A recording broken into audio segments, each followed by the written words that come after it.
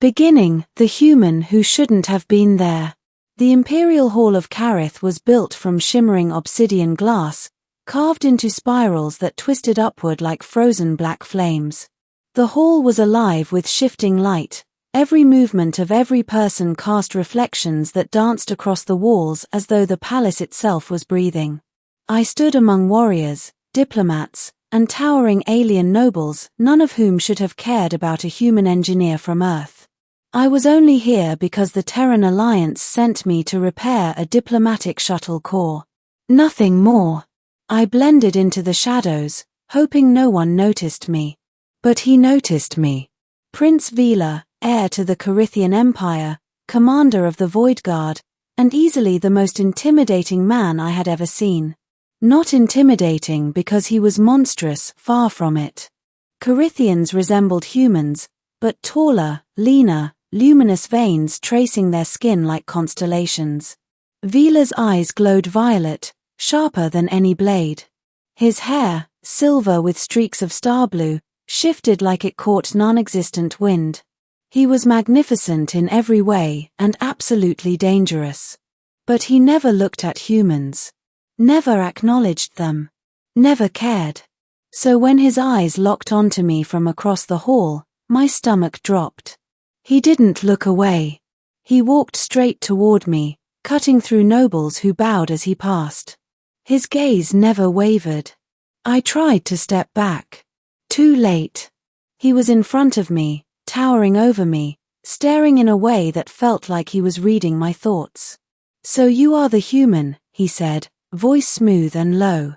"The only one in the palace." I'm just an engineer," I stammered. "Here on assignment."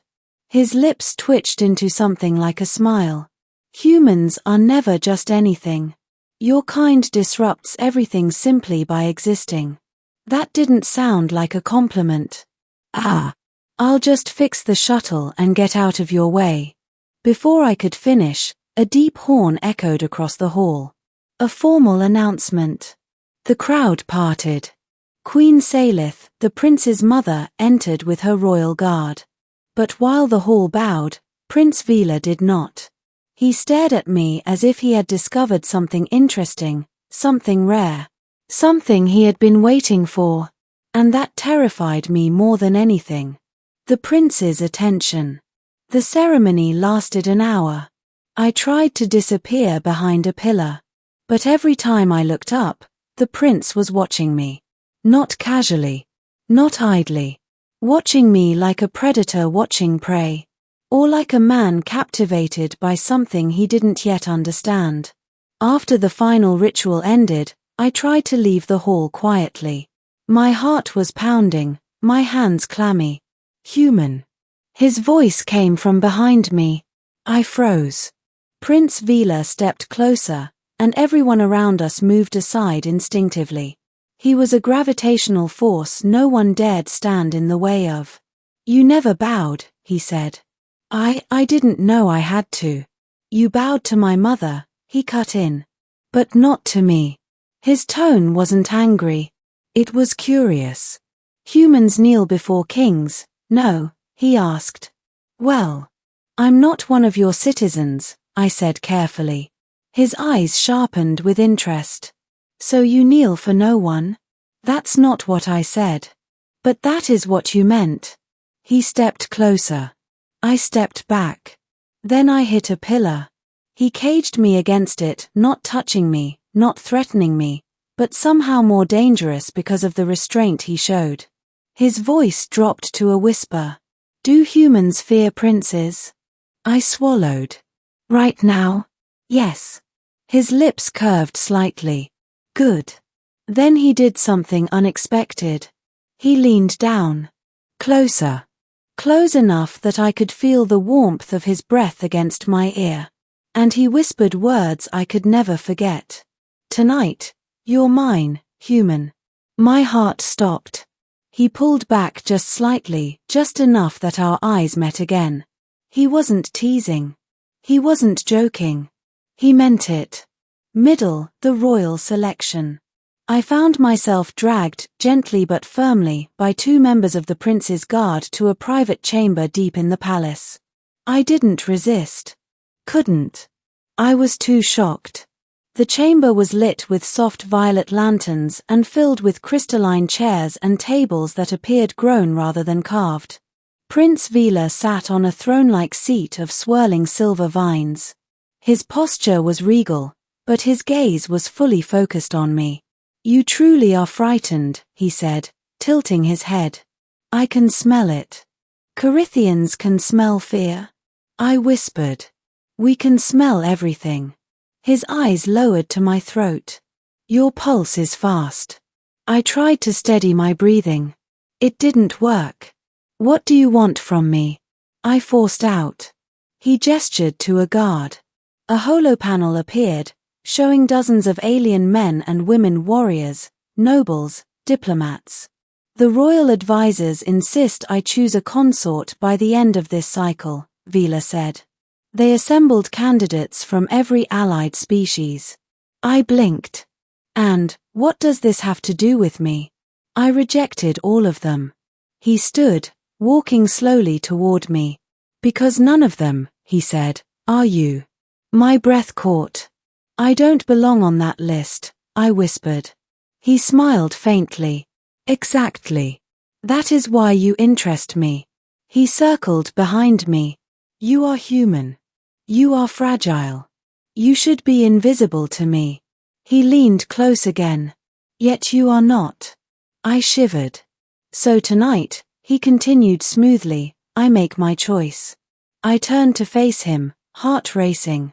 "You can't just choose me. Humans aren't even part of your empire." He lifted my chin gently with two fingers. "That is what makes the choice significant." His touch sent a shock through me. Not painful, but overwhelming. "You will dine with me tonight," he said. "No room for argument. No one refuses a royal summons." I began. He leaned even closer. His voice, soft and possessive, sealed it. "Tonight, you're mine. Dinner with a prince." The prince's private dining chamber overlooked a sea of glowing clouds and floating islands. It should have been calming. Instead, my nerves were on fire. Vila sat across from me, graceful, composed, and unbearably intense. His eyes never left me. Exotic dishes floated on levitating platters, glowing fruits, crystalline meats, liquid silver wine. I barely touched anything. "You are not eating," he said. "I'm too nervous." "Good." I blinked. "Good." Nerves indicate sincerity. Carithians can sense falsehood through scent. So if I lied, I would taste it in the air. Wonderful. No pressure. "Why me?" I finally asked. "You don't even know me." He rested his chin on his hand, studying me with infuriating calm. "I knew the moment I saw you." "That makes no sense." "To you. It makes perfect sense to me." "How?" "Carithians choose bonds differently than humans." His eyes softened. "We feel connection like gravity." I stared. "That sounds romantic." He chuckled, low, warm, unexpectedly gentle. "To us, it is instinct. A pull toward someone who shifts our inner equilibrium." My throat tightened. "And I shift yours." I whispered. "Yes," he said simply. No hesitation. No doubt. Just truth. He stood and walked around the table, stopping in front of me. "I know your heart is racing," he murmured. "I know your instinct is to run." He extended his hand. "But stay." I looked at his hand. Then at his face. And something inside me softened, just a little. I took it. The prince exhaled slowly, as if grounding himself. "Good." The moment everything changed. After dinner, he led me to a balcony high above the glowing city. Night winds carried luminous dust that sparkled like drifting stars. Vila leaned on the railing, studying me in silence. "You still fear me," he said. You're a prince. An alien prince. And you said that you are mine, he finished. Yes. That's a lot. Truth often is. I looked away. What if I don't want to be chosen? He didn't get angry. He didn't even frown. Instead, he stepped beside me, close but not touching. You think I would force you? He asked softly. Well, earlier. I speak boldly, he said. But I do not take what is not offered. I blinked. So you want me to choose you back? Yes. The sincerity in his voice knocked the breath out of me. He turned toward me fully. If you walk away now, he said quietly, I will not pursue. I will not pressure. I will not summon you again. My heart twisted unexpectedly. But, he continued, eyes glowing brighter, if you stay. He moved closer. Just inches between us. Then you accept that our bond begins tonight. My pulse thundered. My hands trembled. Why does this matter so much to you? I whispered. His expression shifted, softening into something raw, honest, almost vulnerable. Because I have waited, he murmured, for a feeling that never came.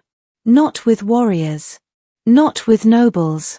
Not with any of the empire's perfect candidates. He cupped my cheek gently, carefully, as if I were delicate glass. But the moment I saw you, he whispered, my soul stirred. Warm. Intense. Unshakably sincere. I felt my breath catch. Then, he stepped back, giving me space. Choose, he said softly. I stared at him. At his glowing eyes. At the way he held himself still, composed but tense, as if bracing for heartbreak. And I realized something. He wasn't commanding me. He was hoping. Slowly, I stepped toward him. His eyes widened just slightly. Then I placed my hand over his. I'm staying, I whispered. His breath hitched, a small, sharp inhale he probably didn't intend to let slip. Then he wrapped his arms around me and pulled me gently against his chest. Not possessive. Not demanding. Just warm. Just relieved. Ending his final whisper. Later that night, he walked me back to the guest chamber himself. No guards. No attendants. Just the two of us in quiet halls of silver light. At my door, he paused. I will not stay unless you ask, he said. I looked up at him. At the prince who could have commanded anything. But instead, was waiting on a human's invitation. I'm not ready for everything, I said honestly. He nodded. Then we wait. But I want you to stay, I whispered. His pupils expanded slightly, a sign of deep emotion in his species. He stepped forward and leaned down until our foreheads touched. His voice dropped to a whisper softer than starlight. Tonight, and every night after, I am yours. Not a claim. Not possession. A promise. And this time, I whispered back. Good. The prince smiled. And the fate of my quiet human life shifted forever.